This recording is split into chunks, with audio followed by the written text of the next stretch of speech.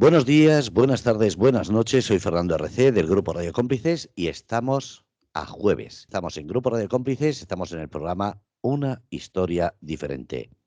Y una historia diferente contada, explicada y traída aquí a Grupo Radio Cómplices gracias, como siempre, al historiador, a Jorge Luis García Ruiz. Jorge, buenas noches. Buenas noches. La cuestión es, como siempre, ¿por qué ese interés, como tú has dicho, político en Estados Unidos, pero en México también hay una campaña antiespañola, en ciertas partes de Sudamérica también, pero ¿por qué no hay un proteccionismo a la historia española por parte del gobierno español? Es lo que no entiendo. Acabas de tocar un tema que, bueno, mejor Pero es que, dejarlo, ¿no? Mejor pero es dejarlo, que pero mira, va a ser, fíjate que eso va a ser el pie que me va a servir para me va a servir para la segunda parte del podcast, que quería hablar de este tema precisamente. Pero de todas formas, antes de que me meta en ese tema, ¿tienes alguna otra pregunta o alguna otra no, comentario que hayas leído? ¿No? no, aquí no hay nada ahora mismo. Vale, bueno, pues vamos a ver. Vamos a terminar primero con el anterior, porque ha habido un comentario de alguien en el YouTube que, que ha dicho que por los comentarios que me ha escuchado en el podcast demostraba que yo era un islamófobo, ¿no? Pues lo opuesto es la islamofilia. Y tan mala es una cosa como la otra. Claro, que es que no se puede hablar de estas cosas sin, pues mire, oiga, yo tengo mi tesis doctoral sobre este tema y estoy perfectamente capacitado. Hay dos universidades, las dos universidades, y yo fíjate que ahí sí voy a presumir, que son las dos universidades más importantes del mundo en este campo, en el campo de la arqueología y de la historia, que, hombre, pues claro, eso es otra crítica para otro día, que no están a la cabeza en esos escalafones que se crean los americanos, porque al final se lo crean ellos, escalafones de las 200 universidades más importantes del mundo y luego resulta pues tenemos poquitas españolas ahí cuando somos las más competentes. Luego te vienes aquí y lo conozco bien porque yo trabajo en el sistema, yo trabajo en Estados Unidos en una universidad norteamericana y conozco perfectamente el sistema. Y te das cuenta de la valía de las universidades españolas, sobre todo las públicas, sobre todo las públicas, las que siempre son más criticadas.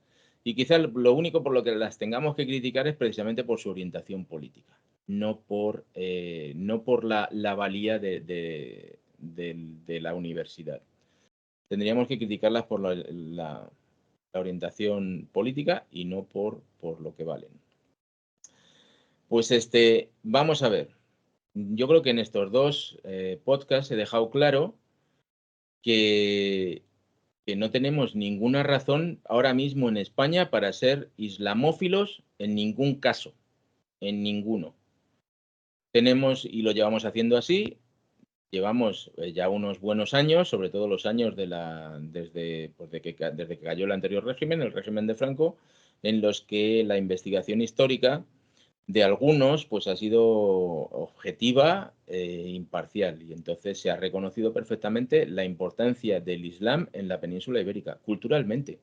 Pero que yo le esté demostrando a la gente que genéticamente y que físicamente no somos moros, no quiere decir que sea islamófobo. Lo que estoy diciendo es la verdad. Entonces, yo no me echo el ADN, el día que me lo haga, pues lo que tengo claro es que me va a salir un máximo de un 1% de arábico. Máximo. Un 1%. A lo mejor tengo un 2%, porque eso es la media de lo que está resultando en España. A lo mejor tengo un 2% de norteafricano. Podré tener hasta un 10% de hebreo. Pero el resto, mire usted, soy tan europeo como el alemán. O a lo mejor más. Eso, y si, claro, si ahora nos tenemos que poner todos a rezar el Islam con nuestra alfombrita para no parecer islamófobo, pues lo siento, islamofobia la justa y la necesaria. Y si alguien tiene una islamofilia galopante, pues que se convierta al Islam. O sea, Es tan sencillo como eso, ¿no? Es tan sencillo como eso. Pero esta es la verdad de los documentos. O sea, ADN arábigo en España, muy poquito, casi nada. Y ya con eso cerramos el tema del ADN y del tema este. Entonces os voy a explicar, nos vamos a la segunda parte del podcast, os voy a explicar, volvemos a América, y estaba, pues, como sigo investigando para los libros que van a salir publicados y los que ya están publicados para el libro Presidio, pues estoy con nuevos documentos, ¿no? Con nuevos documentos. Entonces, lo que tenemos claramente, y esto va en todo este tema, en muchas cosas, es una polémica que lleva tiempo y que es los historiadores de izquierda y los historiadores de derecha. Porque yo ya tengo que ponerme un poco serio con este tema, que hay mucha gente que andan diciendo la iberosfera en contra de la anglosfera. No, miren, los que estamos metidos en esto hasta aquí, hasta el cuello, lo que diferenciamos muy claramente es entre izquierda y derecha. No es entre ingleses y por mucho que haya algún pseudo, porque no es historiador, diciendo que los ingleses son absolutamente los causantes de todo. Pues en nuestra zona de influencia, en Hispanoamérica, los ingleses causaron muchos problemas, pero nosotros seguro que se los hemos causado a otros en otras partes. O sea, hay que ser justo y tampoco liarse la manta a la cabeza. El problema que tenemos realmente es entre izquierda y derecha. Tenemos una serie de historiadores de derecha no, una serie no, son muy pocos los historiadores de derecha.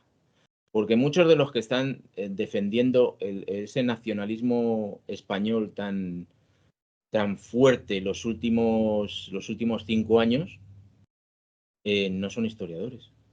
Son periodistas, son politólogos, maestras de escuela, que se han motivado mucho en la defensa de España y entonces pues ahí están. Yo no comparto mucho, sinceramente, esa ideología. En cómo se está haciendo ahora el tema defendiendo el tema del hispanismo y yo estoy convencido de que hay que mantenerse un poco alejado de ese nacionalismo español exacerbado.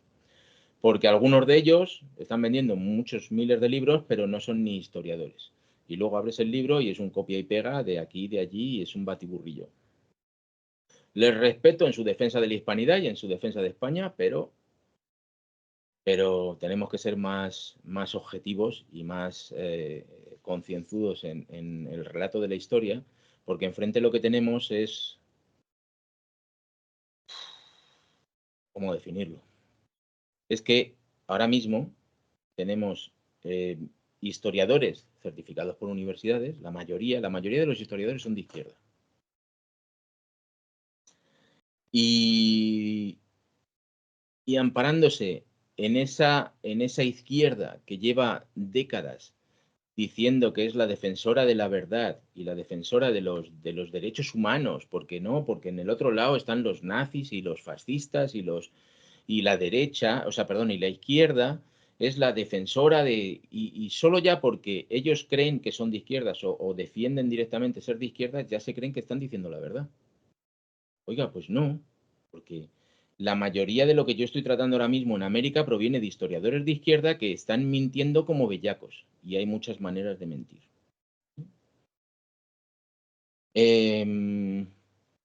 Ya ven que les estoy dando a la derecha y estoy dando a la izquierda, ¿eh? No se salva nadie. No se salva nadie mientras no haga su trabajo. El historiador tenía que ser como un notario. Entonces aquí tenemos los documentos, como yo les he estado mostrando en todo este vídeo. Ahora tomen ustedes las conclusiones, pero no me vengan con mentiras. Vamos a profundizar en este tema. A estos historiadores de izquierda y los que son de muy izquierda, nunca se les ocurriría estudiar o hablar de los 60 millones de muertos que se cargó solamente la Unión Soviética. O sea, hay una defensa ahora mismo del comunismo brutal. Y el comunismo es lo peor, mucho peor, es lo peor que le ha pasado a la humanidad. Más que el nazismo y más que el fascismo. El número de muertos. no en otras cosas. Y en esa cuenta, que nadie quiere asumir, nadie quiere hablar de los muertos de la Unión Soviética, en esa cuenta de 60 millones en los casos más modestos, porque hay gente que está hablando de 100 millones y ciento y pico millones de muertos solo en la Unión Soviética. No conocemos, yo por lo menos no conozco lo que pasó en China, ni lo que pasó en Camboya, ni en Vietnam, ni en otros sitios donde han tenido ese comunismo exacerbado. Son 60 millones de muertos en la Unión Soviética. ¿Por qué no estudian eso? No quieren estudiar eso. Tampoco quieren estudiar el canibalismo indígena. No, es que eso no existió. O sea, todo lo que... Pero en cambio tienen la fuerza moral precisamente de dar lecciones morales a todo el mundo. Entonces, en cuanto no casas con este tema del historiador de izquierdas, ya eres un fascista y ya eres de derechas. Ya les dije que venía encendido hoy, por algunos comentarios y por algunas cosas. No soy ni de izquierda ni de derecha. Además, estoy aquí a 10.000 kilómetros aproximadamente de España y me importa poco el problema político que ustedes tienen ahí. Pero, por favor, ser de izquierdas no garantiza estar en posesión de la verdad, ni te da la fuerza moral para decir a los demás cómo fueron las cosas. Y esto va porque muchos de los que están certificados por universidades, pues por ambiente o por no sé por qué, no se hacen empresarios o ingenieros, pero se hacen historiadores. Y entonces tenemos a una gran pléyade de historiadores que están certificados, que saben cómo manejar la historia, saben cómo escribirla, saben cómo utilizarla con fines políticos y con fines de interés. Y la derecha se cree que con gente que es periodista y que tiene amor por la historia y amor por España puede combatir lo que hace un historiador profesional trabajando. No, sinceramente. Entonces, en los dos lados cuecen habas y tanta pena dan unos como otros. Vale. Llega a la izquierda y te dice, es que nosotros los historiadores utilizamos la metodología científica. Entonces, y no esos periodistas, ¿no? que escriben cualquier cosa. No. Vamos a investigar lo que es la metodología científica. Entonces, esa metodología científica quiere decir que un señor escribe un artículo, y ahora lo demostraré un poquito más tarde con un ejemplo práctico. Un señor escribe un artículo académico en el que cita, tiene que citar a un montón de gente, no, pues yo llego a estas conclusiones, esta es mi tesis, y yo llego a estas conclusiones porque este historiador ha dicho esto, el otro historiador ha dicho cuál, y lo tiene aquí publicado y hacerle referencia, sus notas al pie, y entonces todo parece súper académico. Claro, luego ese artículo que han escrito lo tienen que evaluar por pares. ¿Qué quiere decir evaluar por pares? Que se lo tienes que dar a otros académicos para que lo lean y te digan, pues está bien hecho el artículo, no, y entonces yo se lo apruebo. Entonces, cuando tienes la aprobación de varios académicos por pares, entonces lo mandas a una revista académica, una revista científica, para que te lo publiquen. Muchas veces el artículo es inleíble. ¿Por qué? Se lo voy a decir por qué. En ese artículo, la primera parte, tenemos el abstract, tenemos el resumen, tenemos en inglés, en español y tal. Entonces te consumen 2 páginas del artículo solo en el resumen. Después tenemos el cuerpo, y el cuerpo del documento es lo que les digo. Pues me he citado a 50 historiadores que son de la misma cuerda que yo. O sea, si yo soy de izquierdas, pues cito a 50 historiadores. Raras ocasiones citan documentos originales, fuentes primarias. Lo que hacen muchas veces es citar a otros historiadores que son también de izquierdas. Entonces están yendo sobre, está lloviendo sobre mojado.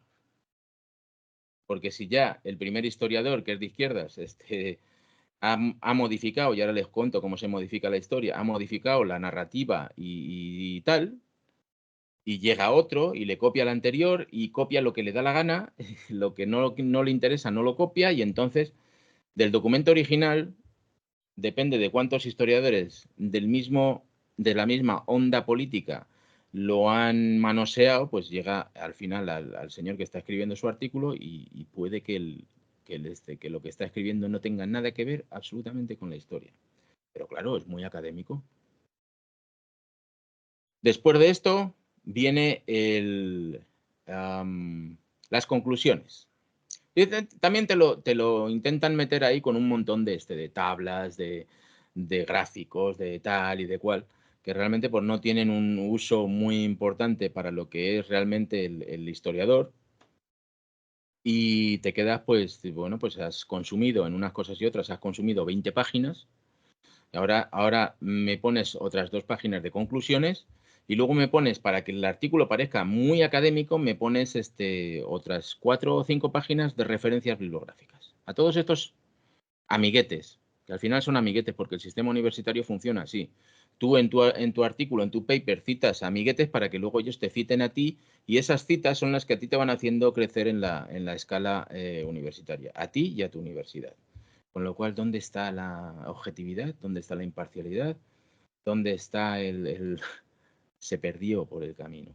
Pues tenemos un documento que tiene 30 páginas en las que de uso real, pues poco, la verdad, muy poco, sinceramente. Y entonces muchas veces lo que te tienes que hacer, pues es como en este caso, que ahora le voy a compartir un documento que tengo aquí preparado, en el que lo estoy leyendo porque me interesa para la publicación que voy a hacer ahora, una ampliación que voy a hacer de mi libro Presidio. Vale, este es el modelo que parece un documento académico realmente, pero pues no lo es. Compartir. Vamos allá. Avísame cuando se vea. Yo creo que ya se ve, ¿verdad? Sí, se está viendo. Voy a ampliarle para que lo vea todo el mundo. Pues tenemos aquí a un señor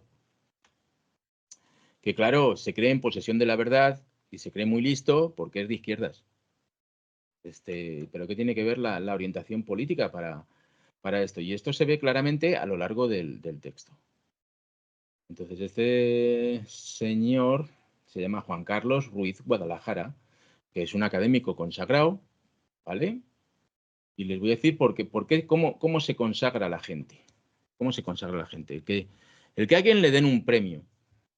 O sea, el que consigue un doctorado no es un premio. El que consigue un doctorado es una nota, una certificación que te dan porque has pasado todos tus años de investigación y de aprender lo has pasado y entonces te dan tu nota y te dan tu certificado. Eres doctor. Eso no es un premio. Hay mucha gente que se lo toma como un premio y dice, ¡ay, qué listo soy, qué bueno soy! No, no, eso tú has trabajado, has seguido las normas. Algún día hablaré de mi doctorado. Se van a echar a llorar. Han seguido las normas y entonces a usted le dan una nota como el que hace un cursillo de contabilidad. Pues le terminan dando una nota cuando termina el curso y depende de su desempeño, lo que ha merecido es lo que le han dado. Punto.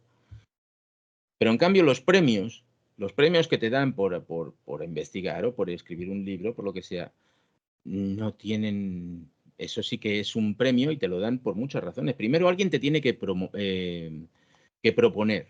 O sea, hay unos premios establecidos que los da una organización y entonces alguien te propone a ti para que te den un premio en esa organización.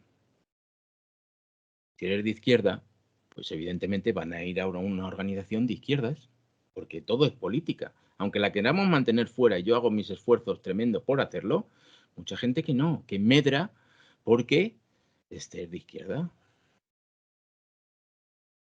Entonces, te proponen para el premio. La organización que es de izquierda al final valora con un tribunal. No, es que un tribunal ha valorado que le tenemos que dar el premio. Un tribunal que son, muchos de ellos son amigos tuyos, a lo mejor es incluso el que te propone y que todos son de izquierda y entonces no van a disentir, nunca en ningún momento van a disentir del premio que te van a dar a ti. Y claro, luego toda la promoción de que te han dado un premio y te han dado un premio por ser de izquierda, no te han dado un premio por ser un investigador de la leche. Entonces, cuando alguien viene presumiendo, no, el premio le han dado el premio tal, le han dado el premio cual, y olvídense de ese currículum. Eso no quiere decir que sea ni tan siquiera capaz de hacer un trabajo serio en investigación. Entonces, tenemos este documento que les estoy enseñando en pantalla. Y aquí dice, puede decir lo que quiera, pero aquí tiene la primera página, que si tal, la introducción, vale, no vamos. Aquí viene un cuerpo en el que es donde empiezan las citas, ¿verdad? Y entonces, según dice tal cual y pascual, esta es mi historia y así son las cosas. Y entonces te citan, porque según Powell, en 1980, en la página 21, bla, bla, bla. O sea, aportación propia, en todo este cuerpo hay poco. Lo que se hace es citar a tus amigos que luego te van a citar a ti. Las citas, las pierde páginas, esto parece, tiene toda la seriedad de un artículo profesional y académico, ¿verdad? Montejano, en 1999, 41. Miranda, ahí van todas las citas. Ya se llega y llegamos a un punto en el que mucho bla, bla, bla, porque hay que llenar y cuantas más páginas escribas, mejor, porque más empaque tiene tu artículo, hay que llenar, mucha paja por aquí y por allí, y pues llegas a una zona que estamos hablando pues, de conclusiones, ¿verdad? Llegas a la zona de conclusiones, este no es de los artículos, peor en ese caso, lo es peor por el contenido. Hace sus conclusiones y luego se viene la bibliografía, ¿verdad? Imagínense la bibliografía. Ojo, ¿cuánta gente ha citado? Imagínate, 1, 2, 3 páginas y luego de bibliografía y luego además tiene aquí unos anexos. Esto es metodología científica que me garantiza a mí de que lo que está diciendo este señor sea verdad simplemente porque la estructura sea una estructura académica. No tiene por qué ser verdad. Y les digo por qué. Porque en muchos casos este señor lo que está empleando son adjetivos. Y cuantos menos adjetivos tenga un relato histórico, si estamos hablando de la Alemania nazi y empezamos a insultar a los nazis dentro de nuestro artículo, eso nos resta seriedad. Porque deja al lector que los insulte, ¿no? Deja al lector que tome sus conclusiones y diga, oiga, pues lo que me ha enseñado este señor, los documentos, cómo eran los nazis. Pero si tú pones esos adjetivos en tu texto, lo que estás haciendo es que el lector, sin que el lector se dé cuenta, apoye tu mamada. Porque esto es una auténtica mamada. Hablando de los chichimecas. ¿Vale? Que este tema lo tengo muy descontrolado. O sea, muy controlado, quiero decir. ¿Vale? Hablando de los chichimecas. Y entonces, pues nos vienen aquí con Tenemos, para que se hagan una idea, de los chichimecas tenemos aproximadamente un montón de documentos escritos por españoles. Porque es que en aquel momento los indios no escribían todavía. Entonces te dicen, no, bueno, es que no se puede creer uno lo que digan los españoles. ¿Por qué no? Sí, lo que tendrá que hacer uno es analizar. ¿Esto es verdad? ¿Puede ser verdad? ¿O no? A lo mejor sí, pero para eso estamos investigando, para encontrar todo lo que hay sobre un tema y decir, pues aquel investigador, mal, ¿eh? Y el otro sí, el otro se parece mucho al... Pues que en este tema tenemos, en el tema de los chichimecas, tenemos 3 o 4 cronistas que nos cuentan cómo era la vida de los chichimecas, totalmente. Y lo que tenemos a este señor en este artículo, pues es que para hacer su tesis, de esos 3 o 4 cronistas que están contando, son 4 cronistas, que están contando la historia de los chichimecas, solo utiliza lo que le da la gana, ¿vale? Lo que favorece al tema indigenista. Y no cuenta la verdad. Y esto le está pasando muy a menudo en todas partes. Entonces, fíjense, por ejemplo aquí, esta necesidad de preservar individuos, así como las formas de ataque que derivaron de ella, fueron en buena medida la base del término salteadores, con el que los españoles describieron y criminalizaron al nómada. Este señor lo que nos está diciendo es que los indios chichimecas, que eran nómadas, que estaban tremendamente atrasados tecnológicamente y culturalmente, lo que nos está diciendo es que los españoles se inventaron el término salteadores. Primero, lo que no está reconociendo es que esos españoles del año 1560, 1570, que circulaban por territorio chichimeca y que eran absolutamente masacrados por los chichimecas, no nos está diciendo que muchos de ellos eran españoles de América. Eran indios que se habían bautizado o que eran mestizos o cualquiera de las otras etnias que estaban viviendo en ese momento en América, porque para 1560 pues ya teníamos mestizos en América, claro que sí. O sea, que todos se llamasen españoles no quiere decir que fuesen españoles de Madrid. A ver si lo tenemos claro. Y entonces dice que es que los españoles, pues claro, atravesaban el territorio de los chichimecas se los mataban y los españoles no tenían, los españoles una vez más, no tenían derecho a llamarles salteadores. Bueno, pues si es lo que estaban haciendo, ¿no? Los indios, los chichimecas vivían en su territorio como podían, pero de repente pues empieza a venir una gente que viene en caballos y vienen en carros y vienen en vacas y vienen por esos caminos y los indios los asaltan, les roban todo y los matan y luego se los comen. Canibalismo. ¿Vale? Y entonces en el relato de la historia, en el relato de historia que hicieron los españoles, esos cronistas, no está hablando el historiador, yo lo puedo ver con más imparcialidad. Pero el cronista que escribió esto no se puede permitir el lujo de llamarles salteadores. No, no, los tendría a lo mejor que llamar los pobres indiecitos que tenían que comer y como no tenían nada, pues nos asaltaban en los caminos y nos comían. Bueno, pues son un documento de alguien perfectamente capacitado por una universidad, pero que claro, está escribiendo lo que le da la gana. O sea, esto es un absoluto desastre. Miren, y luego dicen, en cuanto a su subsistencia, yo esto ya lo tengo escrito en un par de capítulos en el libro Presidio y estoy utilizando algunas de las referencias bibliográficas que aparecen en este libro para buscar ese documento, el documento original, no lo que dice este papanatas. ¿eh?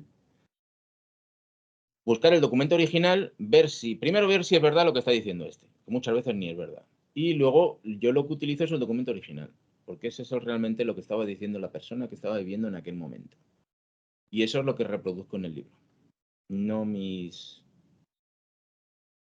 pajas mentales. Y entonces nos dice, la subsistencia de los indios. La base fue la recolección de frutos, raíces e insectos, así como la cacería de fauna menor. Todo mediante la identificación de los principales nichos y tiempos de explotación. Parece que esto nos lo está diciendo Félix Rodrigo de la Fuente, ¿verdad? Parece que nos lo está contando. Claro, ¿cómo vas a transmitir este documento a la gente de la calle? Pues lo que yo hago es decir, bueno, pues vamos a bajar la erudición de lo que es el documento, vamos a ponerlo clarito, clarito, para que lo entienda todo el mundo y dejarnos de florituras. La cacería de especies mayores, como el venado, fue importante en la obtención de pieles y materiales que eran aprovechados para indumentaria, tecnología de caza y guerra, principalmente tendones para arcos y flechas. De acuerdo a las fuentes, los grupos nómadas de la Gran Chichimeca eran monógamos con excepción de los jefes y caudillos, quienes tenían derecho a más de una mujer. Se casaban entre parientes cercanos sin llegar al incesto. Contaban con formas de sanción de matrimonio sin con mecanismos de repudio. Seguían un patrón matrilocal. Cuando un hombre se casaba con una mujer de otra parcialidad, ejercían formas de justicia y punición como el flechamiento. Desarrollaron técnicas especializadas para la fabricación de arcos y flechas con pedernal. Elaboraban bebidas fermentadas de tunas y mezquite, o sea, alcohol. Porque en otros lados te dicen que no, que es que los indios no bebían alcohol. Bueno, pues ellos elaboraban sus propias, ¿verdad? Y alimentos como el mezcal, a partir de la cocción del maguey. Maguey es ese cactus grande que crece en medio del desierto y entonces lo que hacen es cortarlo, lo meten en una barbacoa, quiere decir carbón en él o piedras calientes en un agujero en el suelo, ponen el maguey ahí y lo tapan con diversas cosas y con tierra por encima para que el propio calor de lo que han metido pues lo vaya cociendo lentamente. Esa es la explicación. Y entonces nos dice, a ver, carecieron de cerámica y desarrollaron la cestería, practicaban diversos juegos, usaron adornos específicos que permitían identificar a los hombres por nación, no fabricaron textiles. Los hombres vivían desnudos y las mujeres cubrían la mitad inferior de su cuerpo con pieles de venado, etc. Bueno, muchos venados no cazaban, porque en la zona era muy desértica, muy escasa en alimentos, y entonces a poco que el grupo tuviese un número un poquito más alto, ya se quedaban sin comida. Y entonces lo que hacían pues era acabar con todas las especies, y el único que les quedaba pues era el ciervo, y pues el ciervo estaba casi extinguido en aquella zona. Todo esto te lo está diciendo este tío, pero es que a lo que yo voy. Sobre su cosmovisión y prácticas rituales sabemos demasiado poco. Los ancianos ingerían peyote para agüeros, oráculos y prácticas adivinatorias, lo que sugiere shamanismo. No, señor. O sea, el peyote es un alucinógeno brutal, que no lo ingerían solo los ancianos y tal, porque otros cronistas nos están diciendo que el peyote lo ingerían para ponerse, pero vamos, como motos en sus festividades que hacían ahí de comerse al contrario. Contaban con rituales y danzas colectivas en torno al fuego, al parecer asociadas a la cacería y a la guerra. Practicaban el scalping. Entonces, ¿por qué le metes un término anglosajón a algo que conocemos nosotros de toda la vida? O corte de cuero cabelludo, el corte de cabelleras. No, le tengo que poner scalping para parecer que mi artículo es un poquito más selecto. En sus enemigos, solo en los enemigos, el corte de cabelleras. Pues a lo mejor sí, pero para la obtención de trofeos y prestigio. Existen referencias sobre prácticas de antropofagia ritual sobre enemigos. Miren, un carajo. O sea, estos tíos estaban comiendo a todo el mundo a su alrededor. ¿Por qué? Primero porque no tenían animales grandes. Y entonces, la práctica del canibalismo, pues está totalmente extendida en gran parte de Norteamérica. No tanto en la zona norte, en la zona del actual los Estados Unidos de América, pero en la zona de México estaba absolutamente extendida. Y entonces se empeñan todos estos historiadores de izquierdas en querer vendernos la idea de que era una práctica ritual. No, no, ritual no, lo siento. O sea, es que no tenían... Cazaban un venado de Pascuas a Ramos. La carne que comían era la de sus vecinos. Y ahí los tenemos. Pues tenemos a historiadores de izquierda, mexicanos como este, pues que se dedican a hablar de estas cosas, tratando de ocultarlas, o si no ocultarlas, pues minimizarlas lo máximo posible. Entonces tenemos otra parte aquí del dice, de todas las cosas, hablando de lo que es em, lo que es el fraile español que escribió este documento, y hace referencia a los indios chichimecos, ¿no? No referencia, sino nos cuenta totalmente toda su vida. También hay otras 3 crónicas buenísimas que nos la cuentan y las he incorporado en el libro Presidio. Entonces nos dice, en términos generales, el anterior esbozo nos muestra lo poco que sabemos sobre los denominados indios fronteros. Vamos a ver, ¿estás haciendo un artículo? O sabes o no sabes. Estás relatando lo que te da la gana y luego me vienes y me dices que sabes poco, ¿no? Dice, debido a las escasas fuentes y a la especial atención que sobre algunos aspectos prestó el ojo del español. O sea que ese documento, esas crónicas de esos 4 personas que reflejaron la vida de los chichimecas, tenían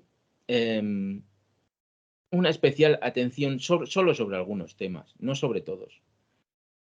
De todas las cosas que éste conoció del nómada, ninguna le resultó más terrorífica que su extraordinario manejo del arco y la flecha, calificándolos como los más diestros sagitarios del mundo. Le siguieron, en la escala del terror, las prácticas de despedazamiento de cuerpos de enemigos, su flechamiento, el corte de los cueros cabelludos y la antropofagia ritual. Pero otra vez con el ritual, ¿pero qué tiene de ritual? O sea, te estás comiendo a una persona. Yo no estoy en contra, por lo siento, estos indios estaban muy atrasados, yo no estoy diciendo que fueran muy malos porque se comían al vecino, pero tengo que decir que se comían al vecino. Lo que no me puedes decir es que no, pobrecitos, eran muy buenos, pero de vez en cuando se comían a un vecino, pero era de forma ritual, tranquilos, que no pasaba nada.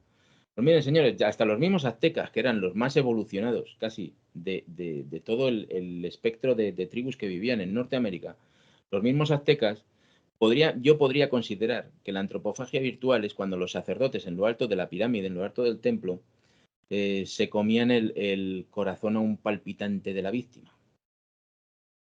Un ritual un poquito fuerte, pero bueno, yo soy historiador y me ciño a la verdad. Yo podría considerar que eso es ritual. Pero miren, después de eso, al señor que estaba en lo alto de la pirámide le cortaban la cabeza. La cabeza la atravesaban de un lado al otro con un palo y la ponían allí en una estantería que tenían con otros miles de cabezas.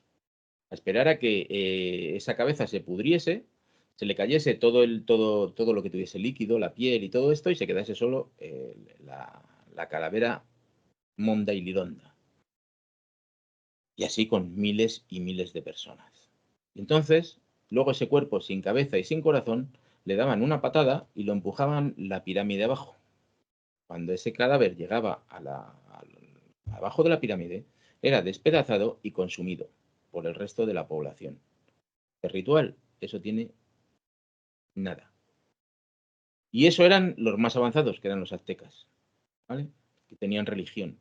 Nos vamos ahí al norte, nos vamos a la zona chichimeca. Y estos señores, primero, en este artículo también lo reconoce este autor, primero dice que hombre, que pobrecitos, que los españoles llegaron y les convirtieron al cristianismo, les obligaron a abandonar sus creencias por la religión católica, y después nos dice en otra parte del artículo, nos dice, no, que es que no tenían dioses, no tenían religión. Una cosa o la otra. Porque lo que tenemos básicamente con este artículo es que es una mierda. Y hay que decírselo así. ¿Vale? No hay otra palabra. Entonces, antropofagia ritual. Esa antropofagia que se hacía al norte de México, esas otras tribus mucho más atrasadas que los aztecas, pues imagínense. Las 4 crónicas de esos 4 españoles, en muchos casos frailes y tal, que fueron allí y se quedaron asustados por el corte de cabelleras, por el despedazamiento de los cadáveres, por la consumición. Hoy comemos carne de barbacoa, ¿verdad? Pues ya saben lo que era la barbacoa en aquel momento. Entonces, en un fueguito con unas brasas, allí se ponían los cuerpos de las personas que esta gente comían, porque no los comían crudos, claro, ya estaban evolucionados, entonces los comían cocinados. Esto es lo que tengo con este articulito. Entonces, de esta clase de artículos tenemos todos. Y es una pena que los que tenemos una cierta objetividad, por mucho que seamos españoles, o el enemigo de los indígenas, por mucho que seamos españoles, lo que estamos buscando, lo que busco son los documentos. Y gente como esta, historiadores de izquierdas, se escudan en la posesión de la verdad simplemente porque son de izquierdas, y luego hacen artículos académicos que dicen la metodología científica, que son perfectamente manipulables. Basta que cojas un documento y de ese documento de 20 páginas solo agarres las partes que a ti te interesen, ¿vale? Entonces nos olvidamos de muchas cosas que son complicadas de aceptar y agarramos solo los parrafitos que nos interesan.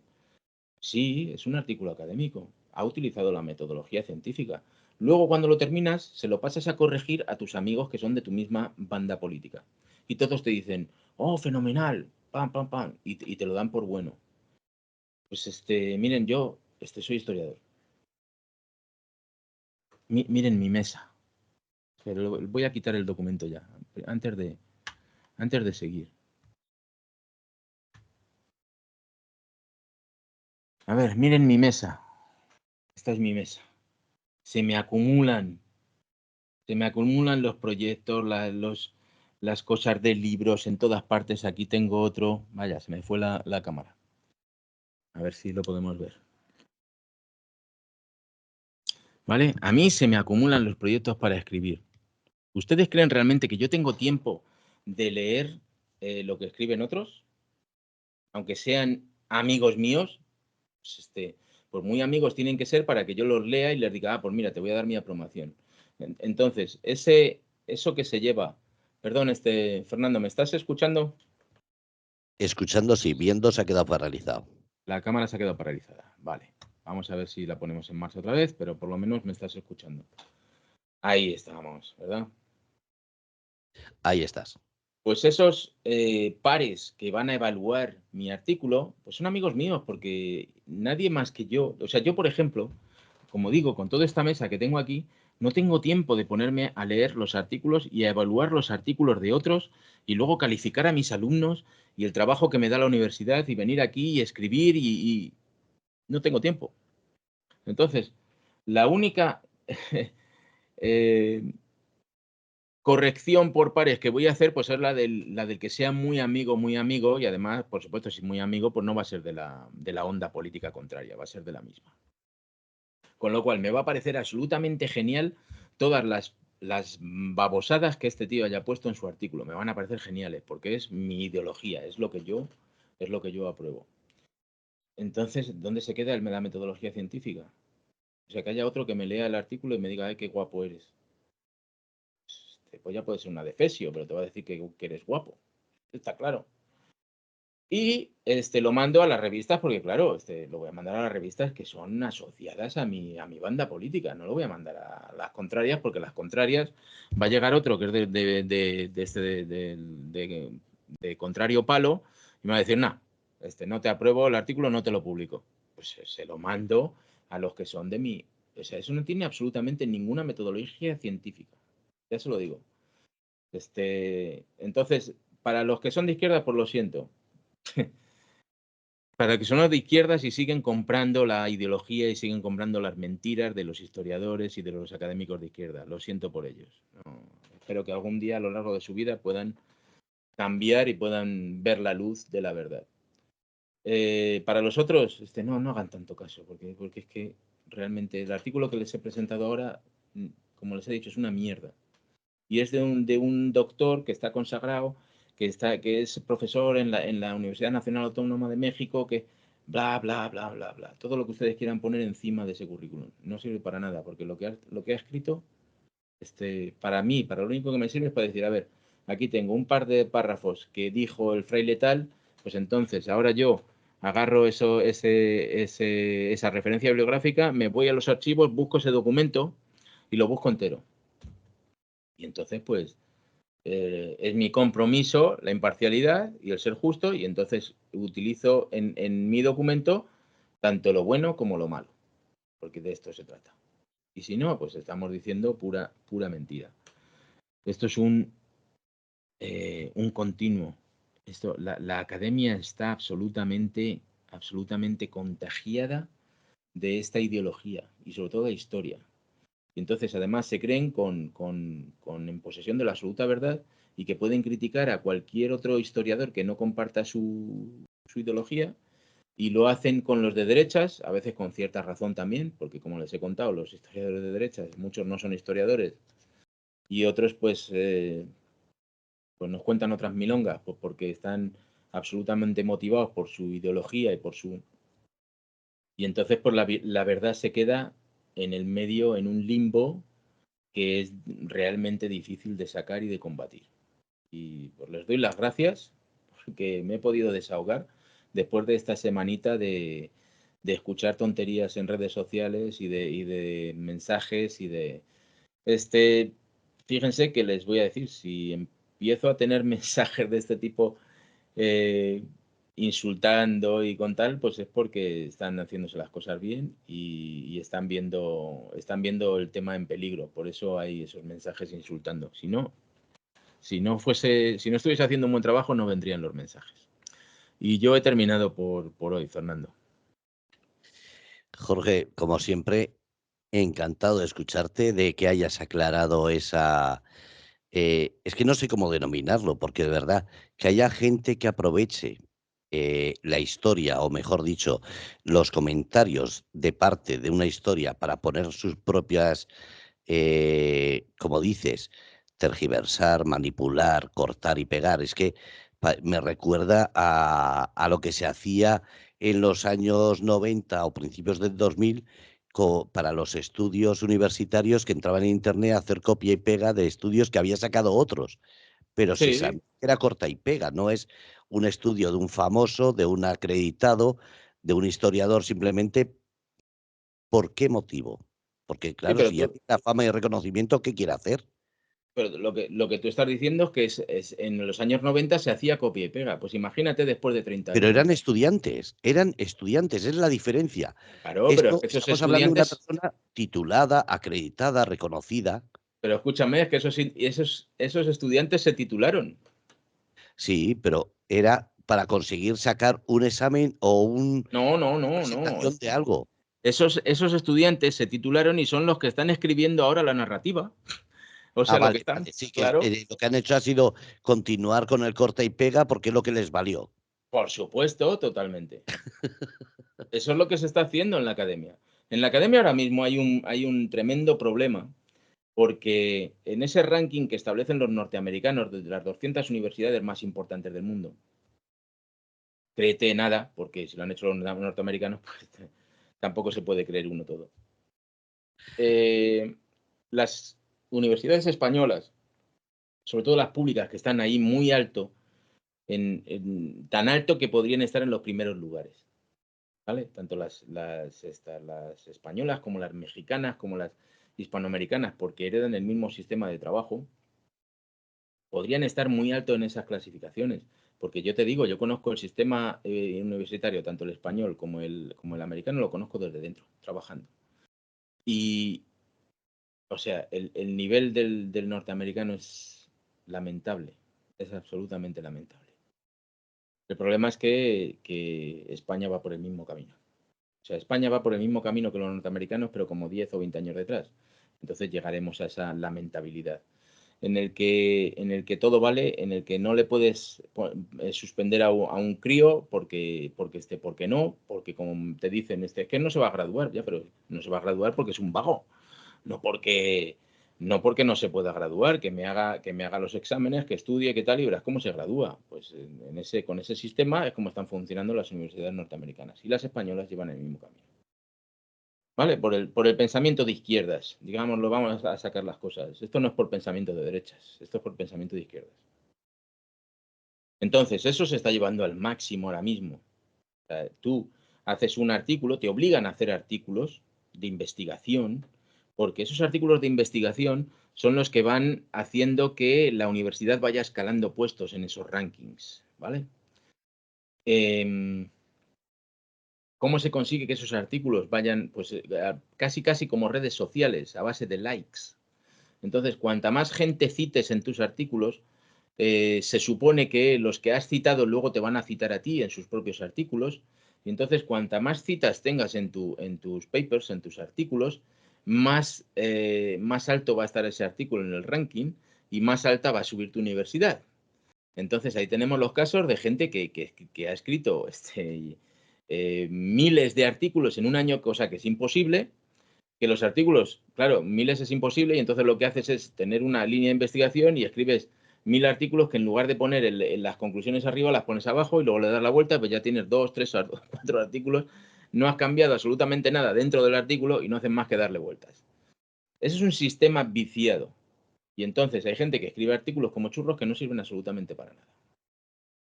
Entonces yo ya llega un momento en que he dicho, bueno, pues mira, ¿sabes qué?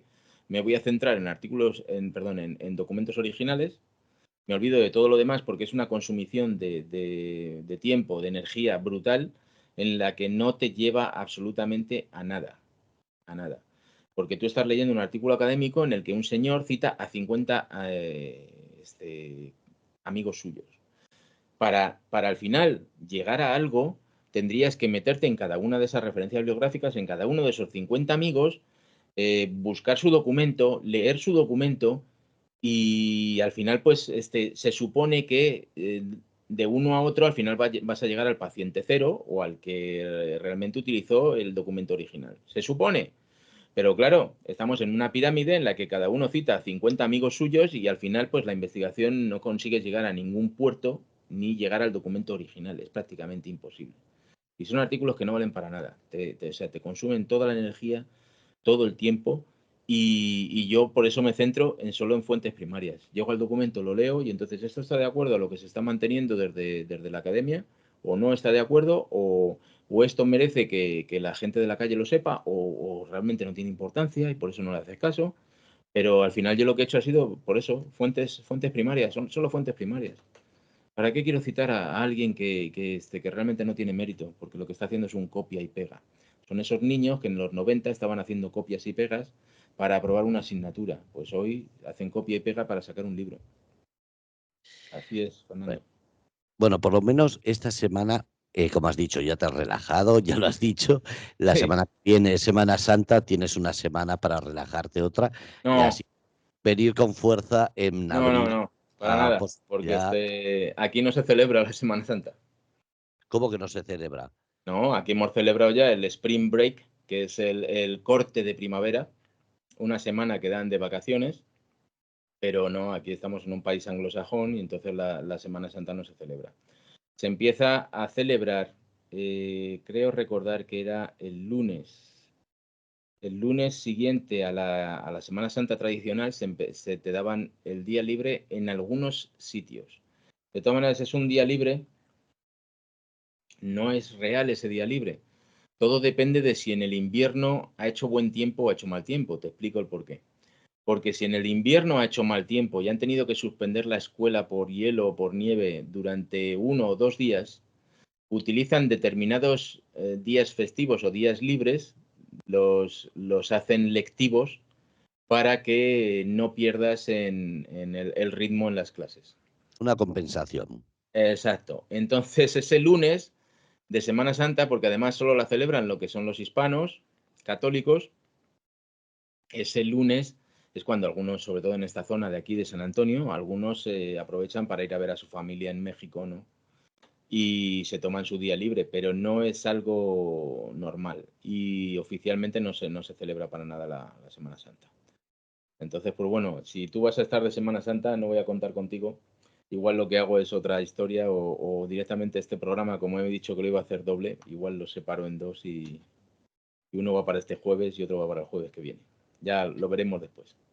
Bueno, pues muchísimas gracias, como siempre, por el programa, por la aclaración y sobre todo por demostrar que hay otra forma, como decimos en el título, una historia diferente, demostrable y sobre todo gracias por esa demostración con esos mapas, con esas diferencias de cifras de los países, incluido Portugal o países del norte de África, que has demostrado lo que has dicho, que el ADN ya explicaremos o sabremos por qué, porque yo siempre he oído que los musulmanes lo que no querían era tocar al católico porque decían que su carne era sucia. Entonces, yo siempre había pensado que si no había una mezcla de raza era precisamente por eso, porque una cosa era violar, pero otra era dejar descendencia demostrable.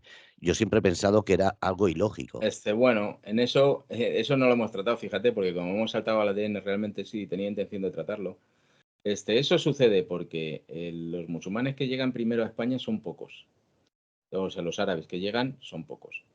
Y después, porque efectivamente tú tienes razón, ellos piensan que tanto el hebreo como el cristiano son sucios porque comen cerdo. Entonces, pero sobre todo es porque lo que ellos no permiten es que sus mujeres se casen o sea, se casen, o tengan hijos con cristianos.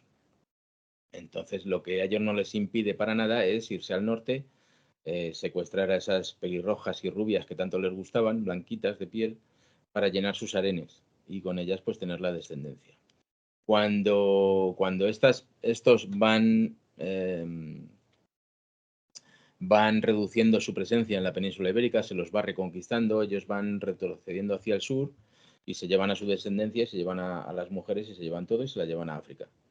Entonces, por eso hay tan poquita, porque no había un contacto entre unos y otros, por mucho que se diga, por mucho que ahora nos quieran defender, y la tesis doctoral mía es en base a eso, como sabéis, la Toledo de las tres religiones. Y además es un título que yo no elegí, lo eligió el director de tesis que luego desapareció y ya me quedé con ese título, no pude cambiarlo porque por mi investigación yo lo hubiese cambiado. Pero bueno, en esa tesis que hay ahora mismo de que las tres religiones estaban conviviendo en paz y en amistad y en la península ibérica es incierto totalmente.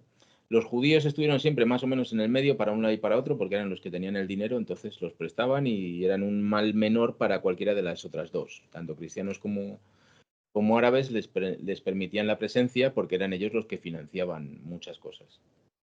Pero el enfrentamiento entre árabes y cristianos fue total y sanguinario. Ninguno vivió, o sea, España no fue un dechado de virtudes, ni se vivió en paz en Al-Ándalus, para nada. O sea, que se nos quite. Claro, ahora pues está esa corriente en que no todo lo que venga de África y todo lo que sea musulmán nos tiene que parecer buenísimo. Pero no es así, de ninguna de las maneras. No es así históricamente. Como ya os he dicho, la Toledo de Al-Ándalus, de los 300 años aproximadamente que se mantuvo bajo dominación musulmana de algún tipo, 250 o 260 estuvo en revuelta. O sea que no estaban muy convencidos de ser musulmanes, ¿eh? Y algunas de las veces pues subía el emir o subía el capitán principal del emir y llegaba a Toledo y la manera de pacificar Toledo pues era cortar cabezas. Entonces cortaba pues la jornada del foso, que ahora mismo pues realmente no se sabe si ha sido sí ha sido real, sí parece que ha sido real porque todos los documentos lo están diciendo, pero en esa jornada del foso hay algunos que dicen que se cortaron 5.000 cabezas. Ya os he dicho muchas veces que en estos casos yo divido por la mitad y a lo mejor hasta le quito un 0, ¿vale? A los números. Porque cuando un ejército combate contra otro, no podemos decir que fue una batalla allí de 4 gatos que se liaron a pedradas unos con otros. No, tenemos que decir que nosotros éramos 20.000 y el ejército contrario eran 60.000. Y entonces fuimos muy heroicos y nos los cargamos a todos.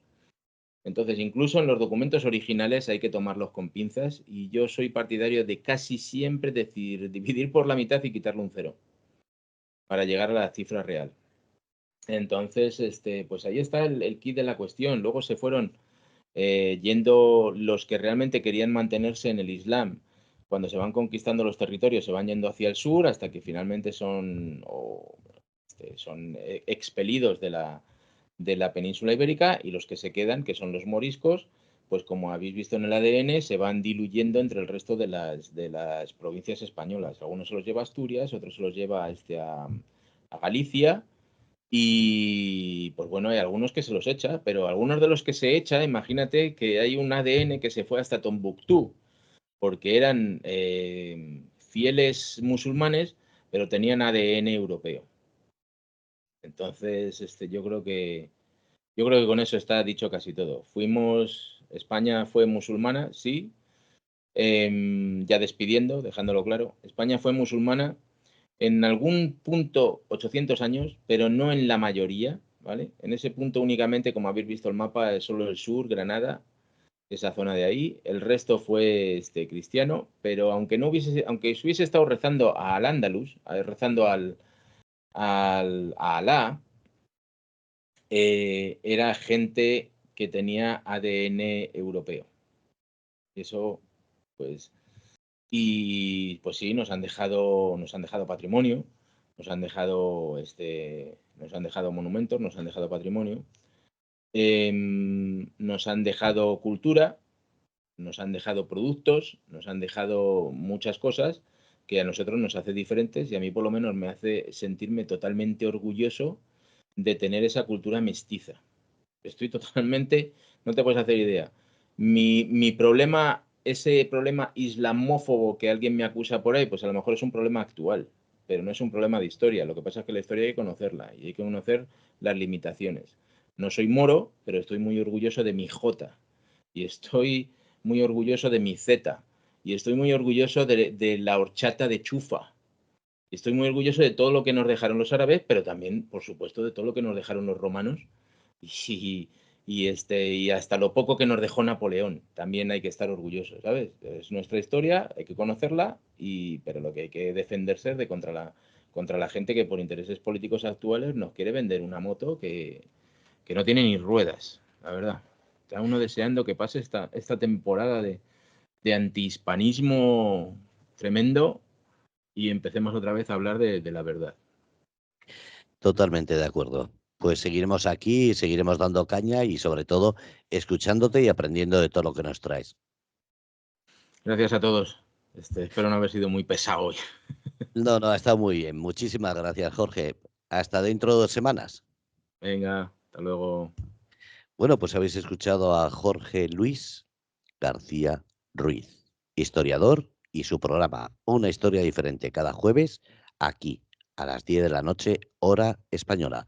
Un abrazo, ser felices y como siempre, seguir la historia en este programa. Una historia diferente con Jorge Luis García Ruiz en Grupo Radio Cómplices.